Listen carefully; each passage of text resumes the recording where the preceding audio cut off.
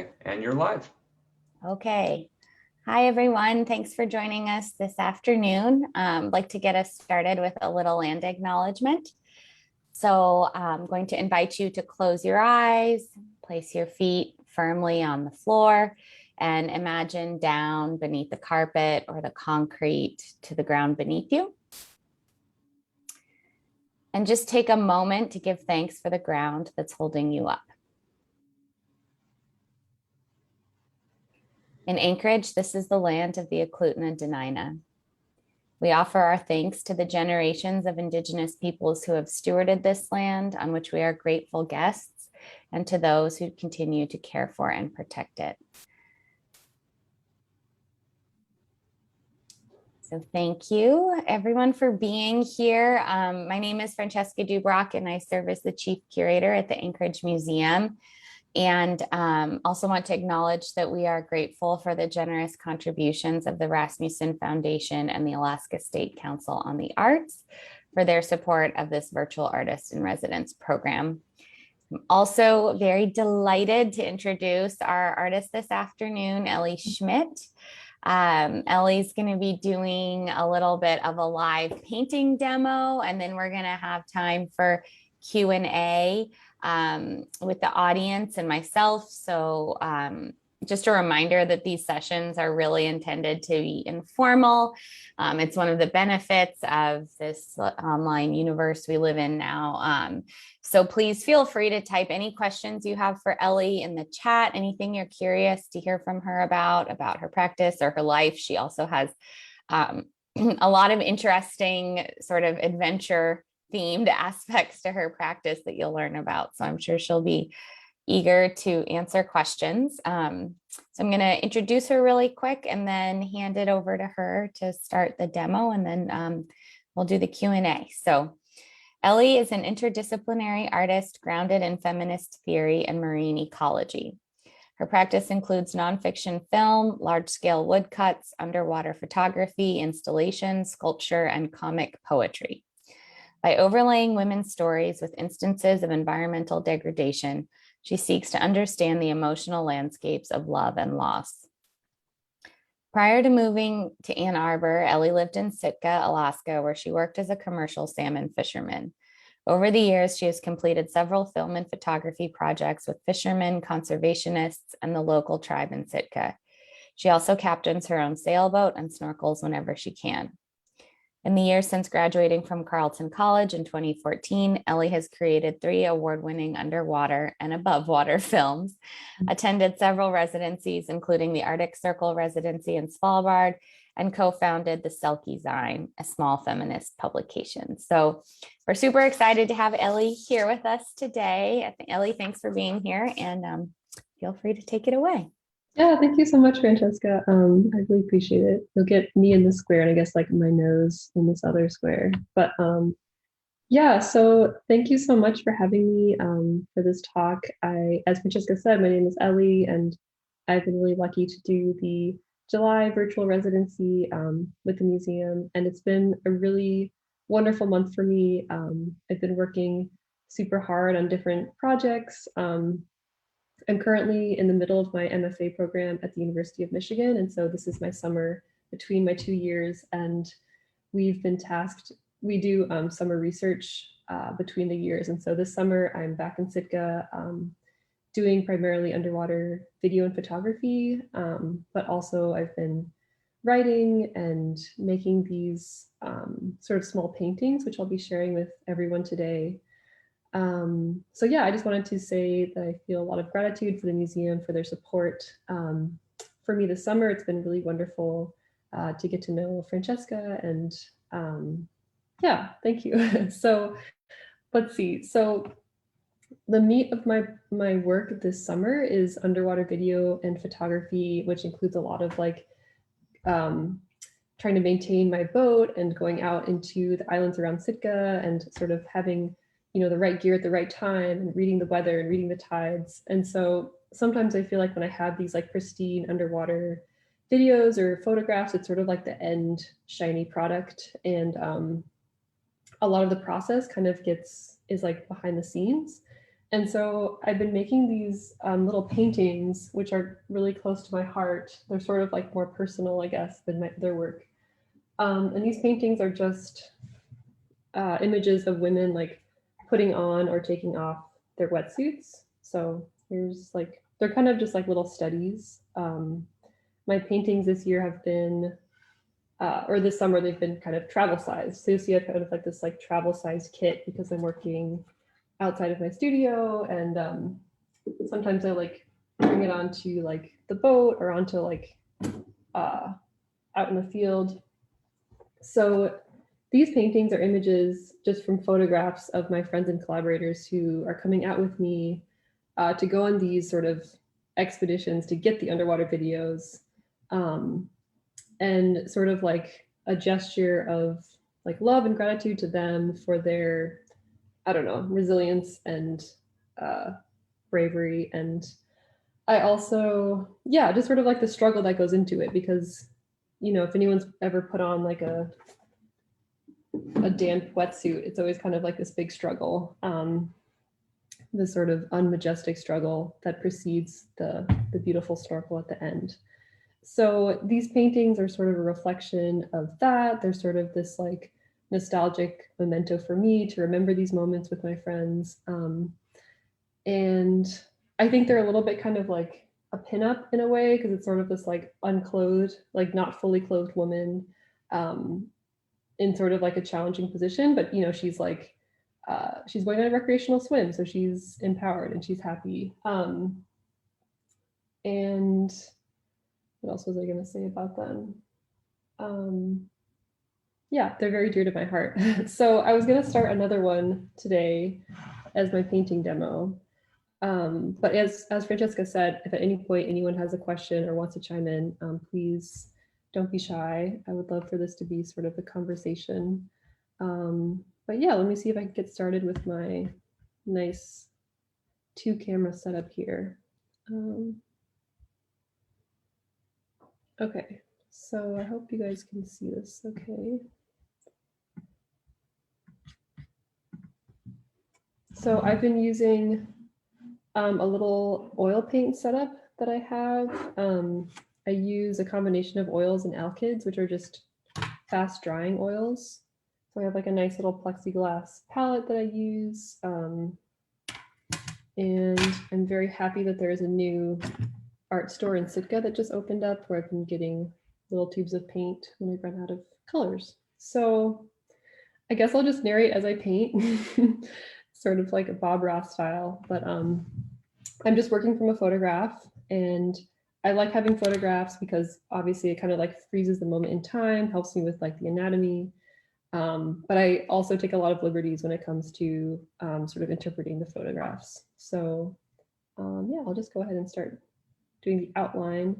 I do kind of a red wash underneath all of my paintings because I like it when the red sort of shows up in between different colors on my painting. So this one you can see a lot of the red is kind of poking through in different areas. I don't know if you can sort of see that. So that's the reasoning for the red. All right, so I'm going to go ahead and put down sort of an outline that I already sort of sketched out with some pencil. This will just help me like finalize these lines and figure out where everything is.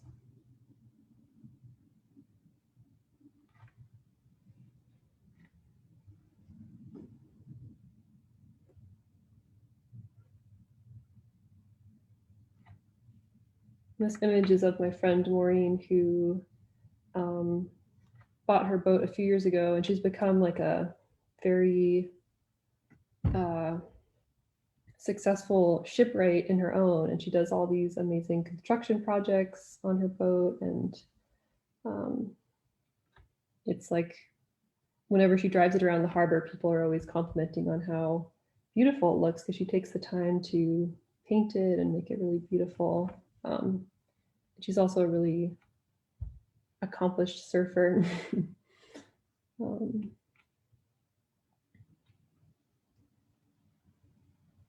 Ellie, how often are you painting from photographs or, maybe stills of performances you've done? And how often are you painting from life in the moment? Or is this a common practice for you to go out and take photos and then make paintings? Yeah, in a perfect world, I wish I could paint always from life. That's sort of how I was trained in school, is like figure drawing and like still life. And I did a lot of plein air painting. But yeah, and actually Maureen, who is the subject of this painting, she is a figure model. And so I've painted her lots of times in that setting. But yeah, I try not to paint from photographs. It's sort of like if I can paint something that's like in front of me, I will do that. But this particular project is so much easier if I'm just having my iPhone, which is such a great resource for paintings, and just like snapping lots of photographs kind of in the moment.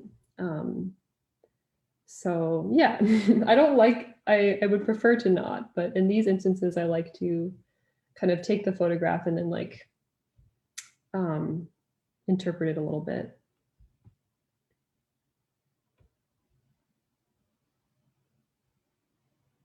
So I think it's tempting to want to go on Google Images and like look up every part of your painting that you're trying to paint, which can be a little bit exhausting.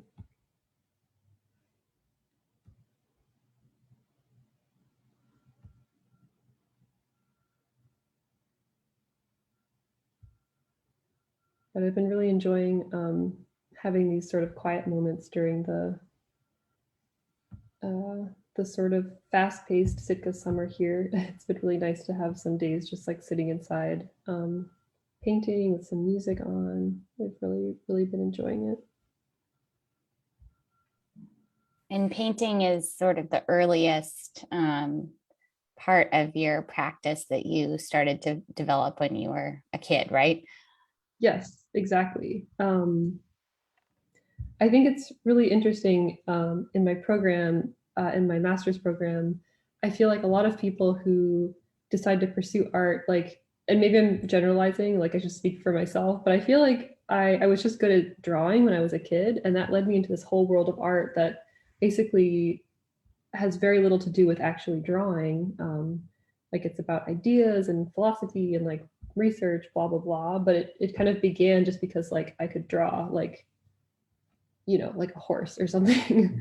But yeah, painting is definitely one of the forms that makes me feel the most connected to like when I was a kid, for sure.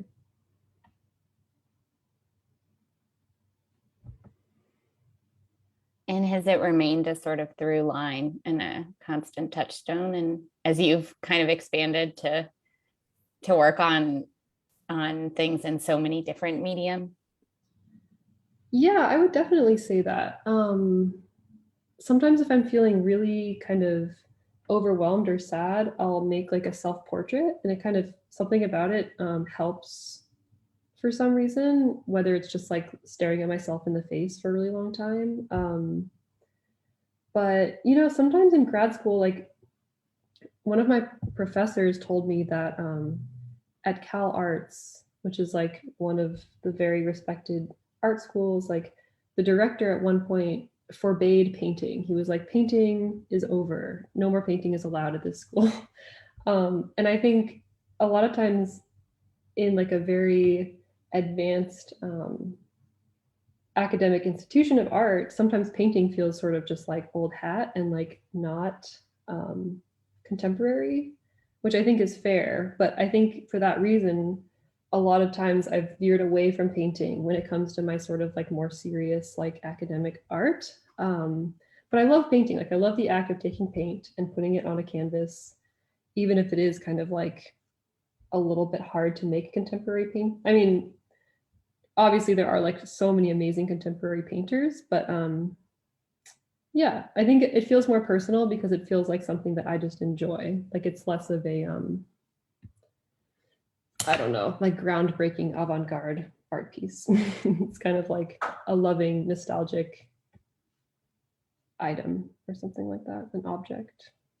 I understand that. Yeah. That makes sense.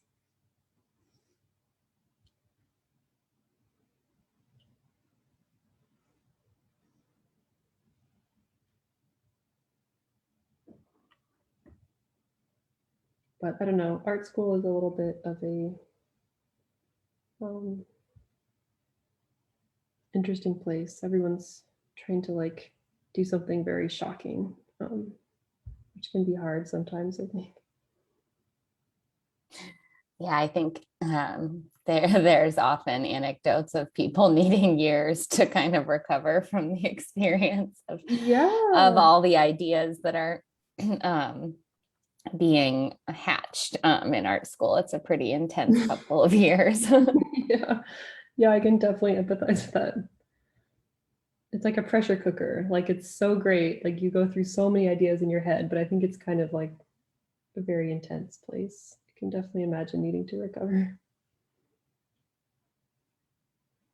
So we have a question here in the chat for you. Okay. So you can just kind of chatter as you paint if that's comfortable. Yeah. Excuse me, but Hannah Schmidt is wondering if you could talk a little bit about how you started doing underwater photography. Yeah. Hi, Hannah.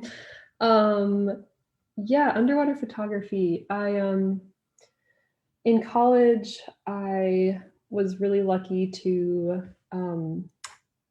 I studied abroad in Australia where I studied marine ecology, and I got like a bunch of my science credits there. And that's sort of where I really fell in love with marine ecology and different types of ecosystems. And we spent 10 days on the Great Barrier Reef, which was like, I don't know, the most magical 10 days of my life. And I got really interested in coral bleaching and these sort of like um, very visual sort of effects of climate change. And so I didn't have a camera then, but I just became obsessed with snorkeling at that moment. And then it wasn't too long afterwards that I bought an underwater camera, which is a really big investment for anybody. But I remember just like making the purchase. It was sort of like this monetary like dedication to this form of art, which is kind of crazy. But then I brought it up to Sitka for this residency that I did here in 2015, and that was the first time that I really did underwater photography in any sort of serious way.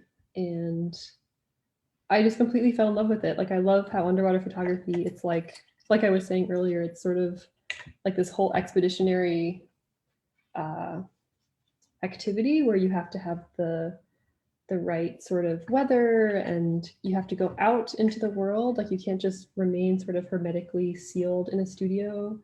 And it forces you to physically like immerse yourself into the ocean.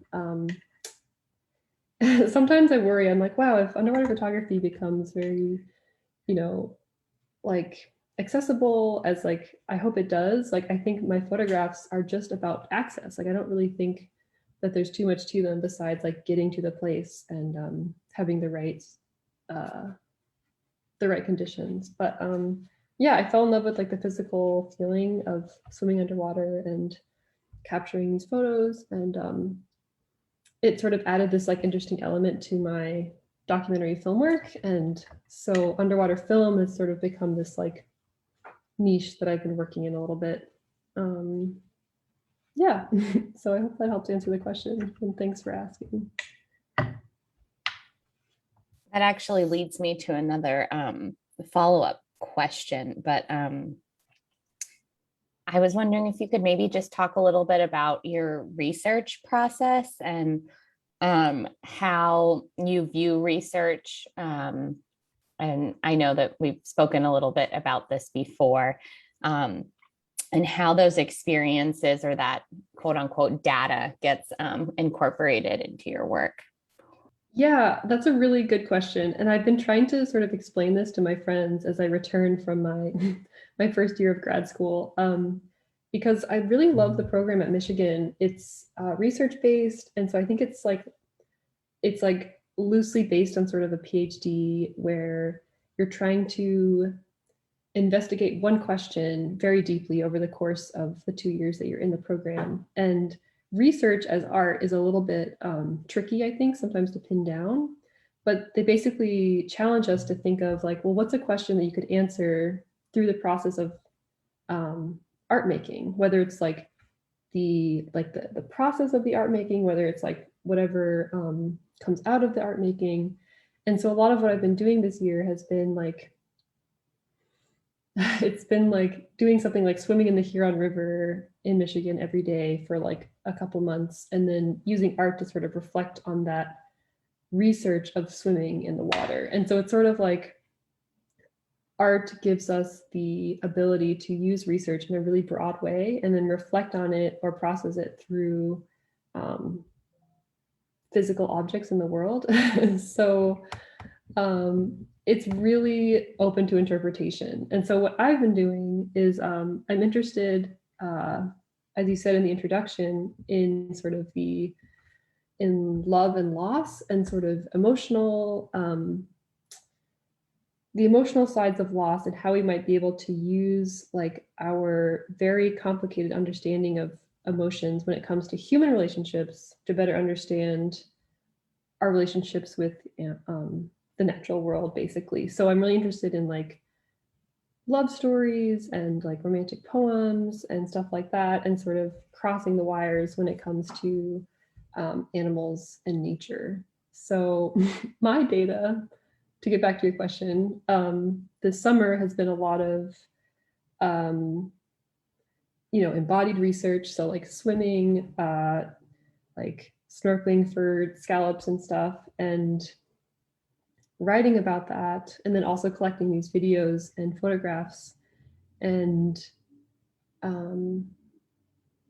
then writing about my relationships with my friends and my family. And hopefully all of those different sort of strings later in my grad program, I can sort of tie them together and create some sort of interesting fusion of those things. So yeah, I think research is sort of a fancy way of saying like my art includes going out into the world and experiencing something or creating something or collecting something, and then later sort of pulling conclusions from that in an art context. So it's very open-ended. Yeah, I know it's probably a confusing answer, but that's kind of where I am right now with the research. Great, thank you for that.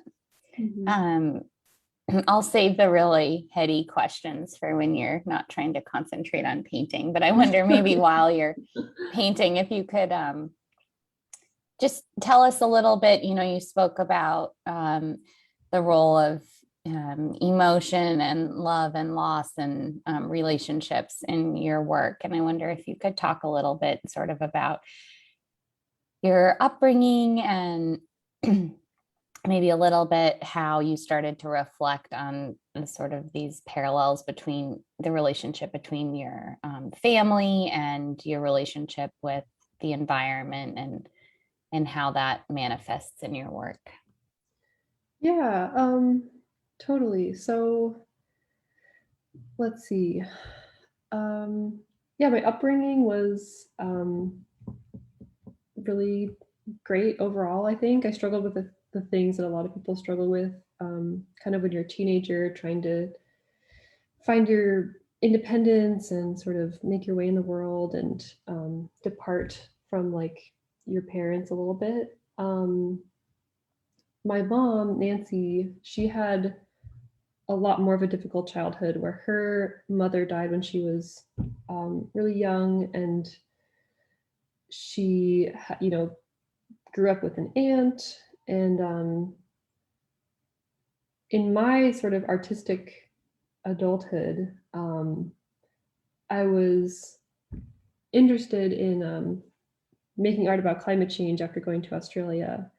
And the more I thought about sort of loss and like this idea of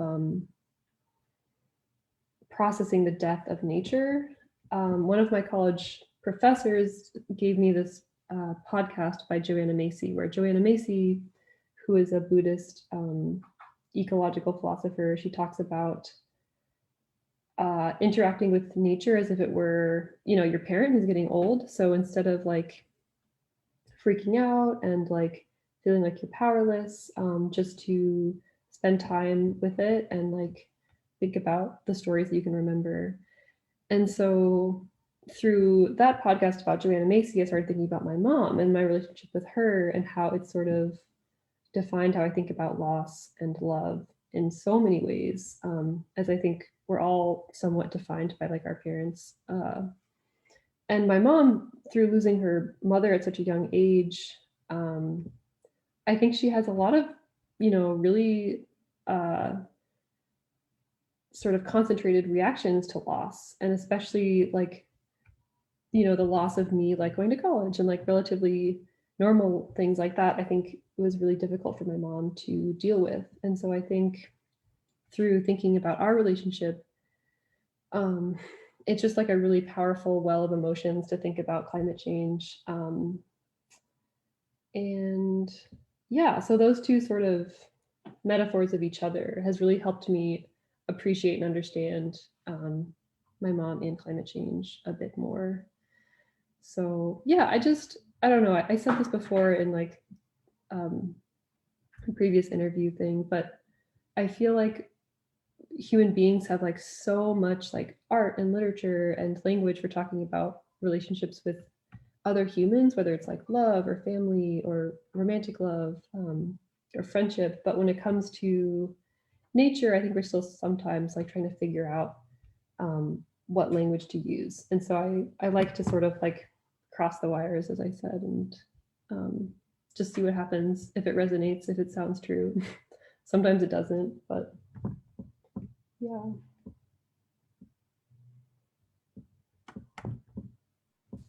That's great. Thanks for sharing that. Specifically about sort of the technical aspects of painting, because I'm sure those who are tuning in right now are also kind of mesmerized watching you do this.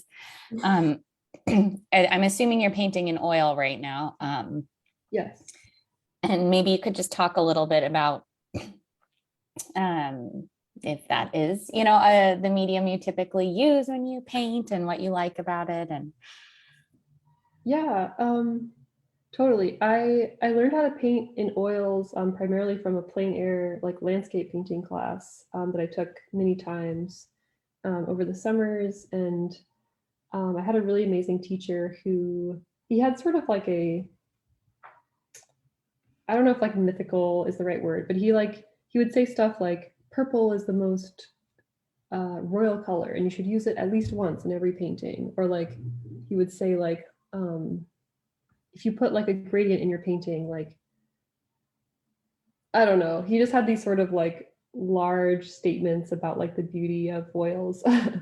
And yeah, I love oils because of that. They're like a little bit romantic and old fashioned. But I think also these colors that are sort of traditional with oil paintings, like you kind of see on my palette here. You have sort of like the burnt sienna, the burnt umber. If I had yellow ochre, that would be nice, but I don't. Yellow, like ultramarine blue. These are sort of like these like classic colors that I think I don't know, are like really romantic and beautiful and sort of based in uh, old school sort of earth tones. I don't actually know where they come from now, but I love these sort of colors in contrast to sort of more like modern palettes of like very saturated colors that you might get with acrylics or something.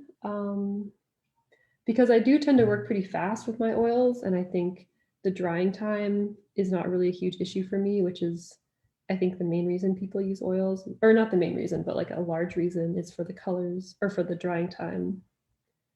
But also, I think the colors are very luminescent when you paint in oil. I think it sort of glows in a way that other types of paint don't always glow. So yeah, I'm a big fan of the oils. Um, and I've just gotten so used to these like certain types of color combinations that it's hard to branch out again.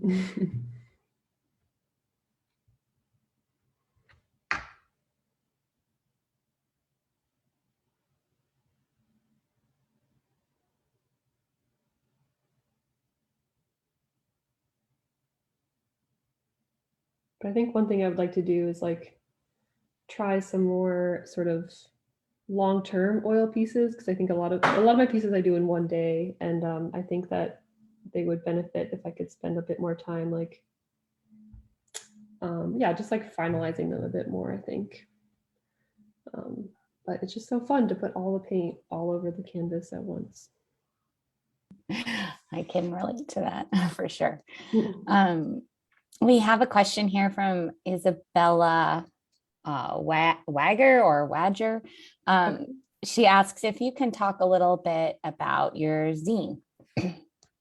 Oh yeah. Hi Isabella. um, yeah, so my zine is one of the projects that's closest to my heart, along with these paintings, called the Selkie Zine, and it's basically like a self-published magazine that's very small, like 8.5 by 5.5, and it started out as this feminist zine where a few friends and I we got together to tell stories about being a woman in Alaska, especially, and also in the era of climate change. And over time, the zine, it's still a publication, but it's also a bit of a sort of like resource for different information when it comes to being an artist or a woman, even. We have this really elaborate IUD information, like tech email thread that is like hundreds of emails long, or not hundreds, but there's a lot of emails, and it's a lot more sort of in depth than any other IUD informational thing I've seen. And so it's sort of become this like informal community that happens to publish a small publication of writing and art like twice a year. So I love it. It's a little bit slow moving, but yeah, it's also been the place where I've probably like self-published the most of my art. So it's sort of like this platform that my friends and I have created for each other to be able to share our work and get it out into the world in a very small way.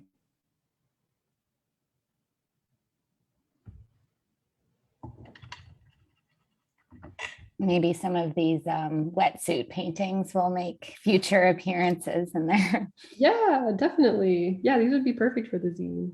Um, so the Selkie also, I meant to mention earlier, the Selkie is a for those who don't know, it's like a Scottish legend about a woman who turns into a seal. And so we identified with the Selkies because we were getting into snorkeling, and like the act of putting on and taking off the wetsuit felt like the Selkie, removing her seal skin. And so we kind of stole that for the name of our zine. And so, yeah, these would be like very topical for the Selkie zine. um, and I do think that's part of why this like moment of transformation is so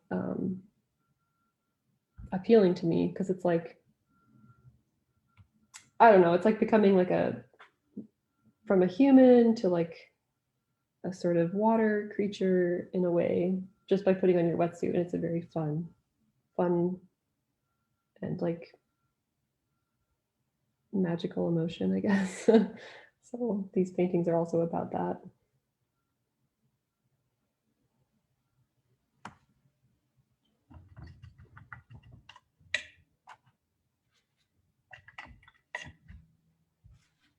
Maybe since you're spoken about sort of how these relationships to other people and women in your life have influenced your work. I'm curious to hear you speak a little bit about coming to Alaska, since most of the other artists we have featured through our virtual artist residencies are from Alaska, and you're not, but you've made your home here. Curious to hear you talk about sort of what influence living here has had on your work, and maybe sort of what some plans for the future are for you once you're finished with school. Yeah, definitely. Yeah, so I'm originally from Denver, Colorado, and one of my best friends in college in Minnesota grew up in Sitka, and so I learned about Alaska through her. I remember her telling me that her father was a commercial fisherman, and I had no idea how to sort of understand what that meant. I had never heard of, like a small family-owned fishing boat before. Um, and then I came up here for a summer, and I just like fell in love with Sitka for very obvious reasons. It's just such a beautiful place, and the community is very strong here. Um, and it has such amazing access to the ocean is something that I love the most about Sitka is everybody lives sort of like connected to the ocean on a really like deep seasonal cyclical level. Um, and people here are really generous about sharing their knowledge and like taking people out and teaching them things that they would not be able to learn on their own. And so I think like around a year ago, somebody asked me like, how has Alaska affected you as a person? And it was so hard to answer because I wanted to say like, well, I think my entire adult personality is based on things I've learned from people who I met in Sitka. But yeah, I definitely don't feel a sense of like belonging here. I feel like I'm sort of a visitor who just loves this place and sort of has this like love affair with it. Yeah, I'm not indigenous in to anywhere, and I think it's really amazing that like I'm able to live here. But I do definitely struggle with wondering like to what degree can one belong to a place that you're kind of coming to for reasons of just like, you know, I love to snorkel. But this community has definitely shaped me, and I have, yeah, I just have a lot of friends here who I deeply love. And I think I would like to, I don't know what the future holds exactly, but for now it feels really nice to be sort of pursuing my art dreams and also be able to work in Sitka as well. So yeah, I don't know, but that is something that I think about quite a lot, especially as an artist who gets a lot of my inspiration from living here. You know, it's hard not to feel sometimes like I'm being a bit like extractive, and so I try to keep my work sort of in the arena of like the underwater world and like these things that like I don't try to, it's more of like an observational lens, I guess I would say, the underwater photography. Like I really try hard not to like uh, superimpose my opinions through my art. It's sort of like a reflective, like nostalgic um, love for what I'm trying to portray, if that makes any sense. But I do, that is something that I think about quite a lot. That's great. Thank you for that. Um, so I'm curious, you know, when you were talking about research and sort of embodied research and the importance of sort of this underwater camera as almost like an excuse to go out and get underwater physically. I'm curious sort of how that translates into what you want people to experience when they interact with your work. And I know on your website, which I've also posted in the chat for anyone who's tuning in, that you have some more recent work where you're physically performing for the camera. So I'm just curious, like whether you're performing or the audience is sort of performing in quotes through activating an installation or a piece that you've made, how you see the role of performance in your work. Yeah, man, that's like a really interesting question. My my sort of opinions on like the role of the artist change all the time. Like sometimes, and especially this past year when I was starting school and I was living in a new place and I was just really, really sad because of the pandemic and the isolation. My art felt like 100% like just therapy for my own self. And like just in making it, I just tried to make these sort of calming, like soothing spaces that I could inhabit. And that was almost all I could bring myself to do. And it was for myself, but you know, it was also like possibly other people could find solace from these like installations or whatever, these films that I've made. So a lot of times I think about that and sort of the role of art as either therapeutic for myself as I'm making it and helping me to process something or move through something that's difficult, and or, you know, some sort of soothing, productive, like inspiring environment for somebody else. Um, so the therapy of like creating and sharing, I guess. But I also make documentary films as well, and so I also sometimes like to have work that has more of like a social message to it. um, I've made a couple of films about the Sitka herring fishery. But yeah, I guess short answer to that would be that a lot of my art, I don't know how it's going to get shared. Like, I don't know who's going to see it. And so a lot of times it feels activated by myself. And in creating it, I feel like I'm creating meaning for my life, even if it doesn't get shared or like have, you know, like a publication waiting to like accept it or something. But yeah, I would love it if people saw my art and they felt soothed and comforted and able to think about climate change in a place of like peace. um, yeah, I'm really inspired by John Luther Adams, who is a really amazing composer. He made this piece called Become Ocean a while ago that was just like this super long singular song. Like I think it was an hour long, and it's just like this orchestral piece that like rises and falls in like one super long, like hour long crest. And he was like, I hope people can listen to the song and just think about the ocean levels rising. And I thought that was so nice because it was like space and time for somebody to just like peacefully consider these really difficult questions. So that's something that I strive for, is that type of space, I guess. Yeah, could you share a little bit about like the room that you made with rain? And I thought that was really interesting. Yeah, thanks for asking about that.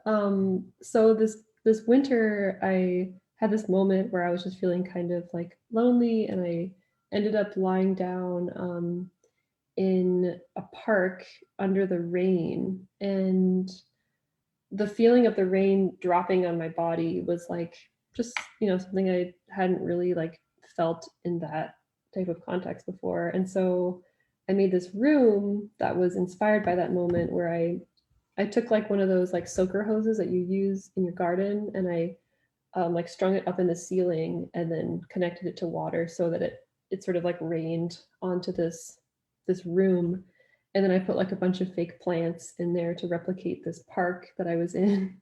And so I was basically, that's one of the primary projects I did this year in school, where I was trying to make like a therapeutic space where you can go and sit and like have some emotions, in sort of like a non-judgmental, dark, like, you know, plenty of white noise, plenty of aesthetically pleasing, like kitschy plastic plants.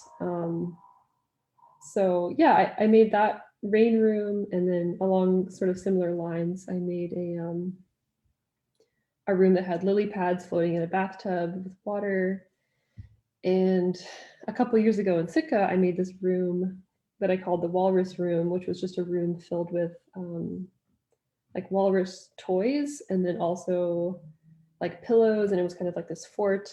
And there was a live stream of walruses on the wall, and so it sort of invited the viewer to like lie down like with a companion and be a walrus and think about walruses, and like, I don't know, just like marinate in like the walrus feeling for a while. And so those types of like calming spaces is something that I really enjoy making and also experiencing.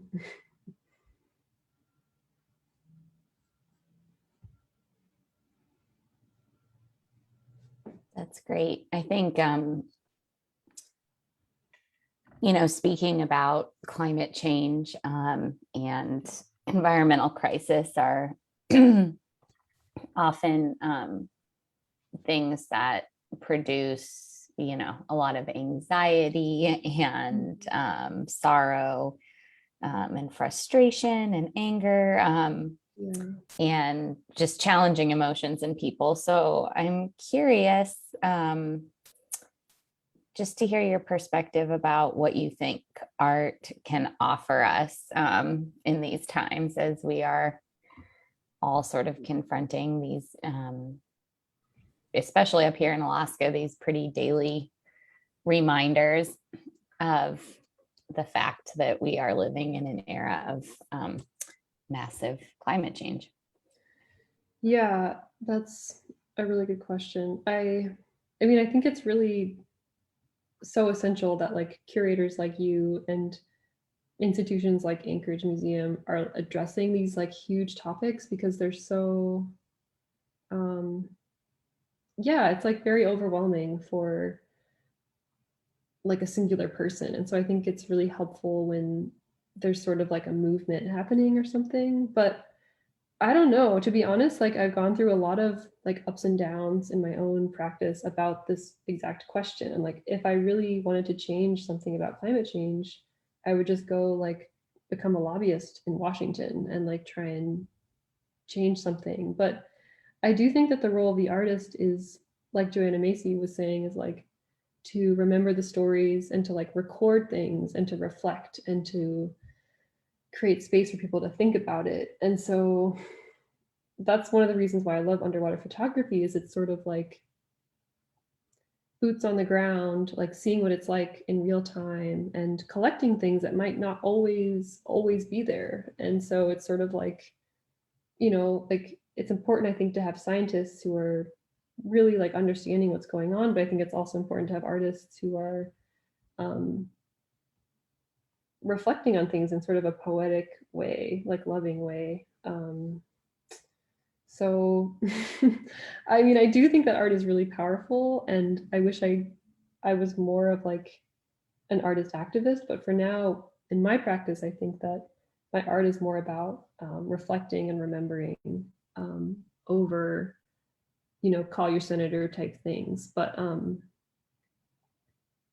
yeah, but that's kind of a simplistic answer. I should say like I struggle with that a lot, and I think that it's important that artists keep trying, and I think it's really inspiring that lots of them are right now, because it is a really oppressive thought. Yeah, especially here in Alaska where the change is really easy to feel. Um, like we've been getting, you know, I'm not from Sitka and I've only been here for like 5 years, but we've been getting these huge like blobs of moon jellyfish all over the place that I've only seen a few of in previous years.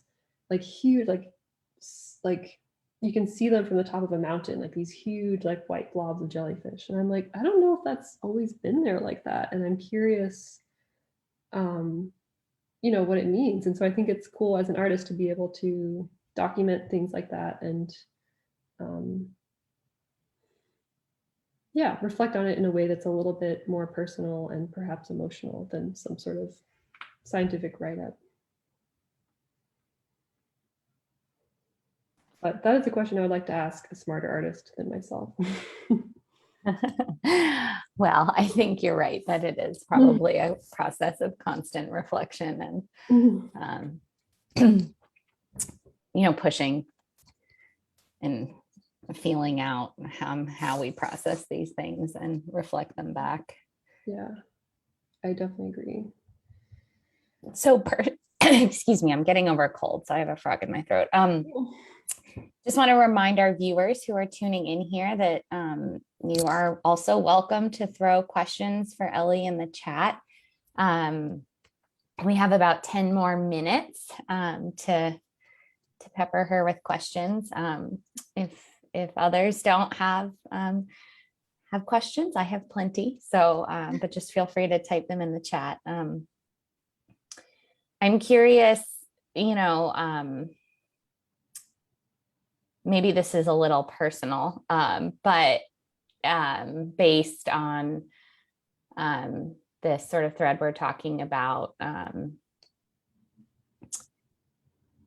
in terms of what art can offer us and the challenges of grappling with these ideas, what personally gives you hope? I mean, you have to, I think, have some sort of well of hope in order to continue to do the kind of work you do. So I'm curious to hear you talk a little bit about that. Oh man. Yeah, I've been through some really like hopeless moments where so in school I did my thesis project in undergrad on coral bleaching. And so for a while I was like the coral lady in my school, and people would always send me these articles about coral reefs. But every single time they sent me an article, it was like, all the corals in the world will be gone by 2075 or something. And they were just so dismal, and I was getting such an onslaught because people kept like forwarding them to me that I just full stopped reading about corals for a really long time, which is a really like negative reaction to it. But I think in recent years I've become a lot more hopeful because I feel like although as people we need to like take responsibility for the change that we're like creating in the natural world, I I'm not a scientist, but like I feel like nature will like bounce back. Nature will live on. I think it's humanity that we have to look out for ourselves. Like I think it's ourselves who were really in danger of pushing all the way to extinction. So I guess this probably sounds really callous, but I'm just like, I want to go out and like experience what the world has right now. And I want to do so in like a responsible and loving way. And I want to like be in the present. And like, I guess I have a little bit of faith that like the world will invent some like crazy new creature when coral reefs go extinct. So I don't know if that's like, it's not, scientifically or politically correct to say that, but like, that's where I get my hope from is like, yeah, what we have here is like temporary and really beautiful.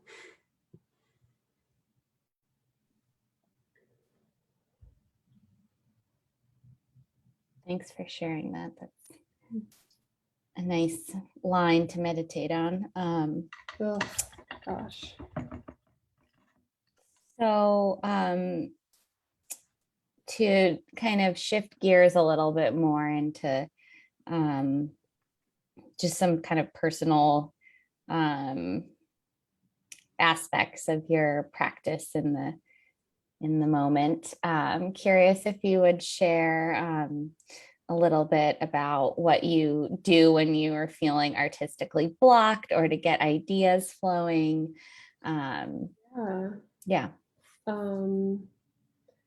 Man, I mean, this whole past year, I felt like it was really hard to like pull myself up and get myself to make art. I'm feeling a lot more inspired now that I'm like just a little bit more not fallen off the horse.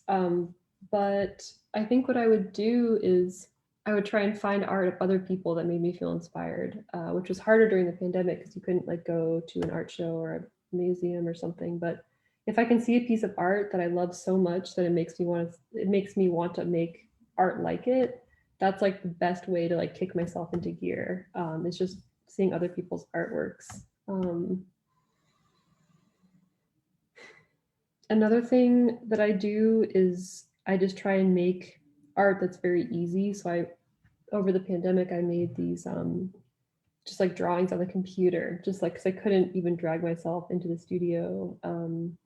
Or like sometimes I'll write like like a sad little poem just on my phone, like whatever I can just get myself to do that's like the most minimum amount of art. It just helps me to keep the ball rolling a little bit. But I do have to say I struggled a lot this year with motivation and like, yeah, I just had a really hard time. So yeah, that's kind of good words for me to hear again.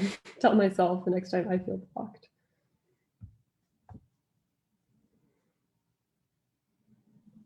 I like that blue you're putting in now. Thanks. Yeah, the ocean here has been so pretty. You can kind of see it out the window. Oh no, sorry. Um, been looking at this like I don't know if you can see Oh that. yeah. It's a really nice. Wow. So very tropical right now. Looks like you'll have to get outside once you're done with this live stream. Yeah, I'm so excited to get outside, but this has really been nice too. Well, Ellie, maybe to kind of close us out, unless anyone chimes in with a last minute question here, you could maybe name check for us some of your influences and inspirations. You've mentioned Joanna Macy, and I assume there's other things you would encourage folks to check out or look at from artists or authors or works that your friends are making that you think people might be interested in if they're also interested in some of the topics that you explore in your work. Yeah, gosh. So, I mean, plug for the Selkie Zine. If anyone who's listening to this is interested in contributing to the Selkie Zine, being a part of it, like it's an open community, and that would be really wonderful. It's like a feminist, eco-feminist zine. You can just Google Selkie Zine. Let's see. I've been reading a book about a book of poems by Louise Gluck, who I think is an incredible author. I really love sort of the Annie Dillard, who I think influenced Maggie Nelson, and also Richard Nelson from Sitka wrote these incredible books about like sitting in one place and observing that place as a form of literature, sort of like Walden style. So yeah, I really adore Richard Nelson's writings a lot. And let's see, I've also been reading a bit of Tom Thornton, who wrote these really amazing ethnographies of Southeast Tlingit culture that have been really helping me place myself here as I work in the tidal zone. Yeah, and I have some amazing peers in Michigan who like, I don't know if you wanted to look them up, the University of Michigan, the grad students there are getting up to some really, really interesting things. And if anyone who's watching this is in Sitka, there's a really wonderful community of artists here who, are writers and filmmakers and podcast creators and all different stripes. And yeah, it took me leaving Sitka to go to school to realize that I have such an amazing community of artist friends here, like incredibly successful and thoughtful artists living and working in Sitka. So yeah, I think that's where I get my most influence from. That's great. Thank you for sharing that list of resources with us. And just for our listeners, Ellie's website, the article about her work on the museum blog, and also the link to the Selkie Zine are all in the chat. So you can access those links easily. And this will be available on the Anchorage Museum Facebook page. I guess in perpetuity, or as long as Facebook exists or the museum exists. So feel free to watch it later if you weren't able to make it to the live stream. Ellie, thank you so much for sharing with us this month. It's been a real joy to watch your process and your work, and it's very soothing to watch you paint live. So I really appreciate having had that experience as well. So yeah, just thank you for being a part of the program, and we'll look forward to seeing what you get up to in the future. Yeah, well, thank you so, so much. Yeah, it's been a real honor, and I appreciate all your support, and this was super fun. So thank you so much, Francesca and Leroy and everyone else.